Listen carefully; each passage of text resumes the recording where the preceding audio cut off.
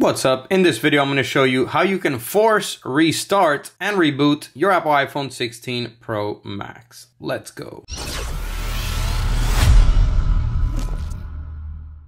Welcome back to the video. My name's Sergio. In this channel, I make life-saving tech videos. So if you're new here, go ahead and subscribe and hit the bell while you're down there. All right, let's get right to it. So in order to force power off your Apple iPhone 16 Pro Max, it's super simple. This is something you may want to do if you have a frozen screen. Maybe your iPhone is getting stuck on certain apps. And you want to just do a quick reset, so that you can start using your phone normally. And so this isn't going to erase anything on your device. Super quick and super easy. So how we're going to do this is super simple. We're going to press volume up, volume down, and then we're going to press and hold the power lock button until the phone turns off, and then the Apple logo appears, and then you can release it. All right, so let's go ahead and do it now. Volume up, volume down, press and hold the power lock button. All right, continue holding it until the Apple logo appears.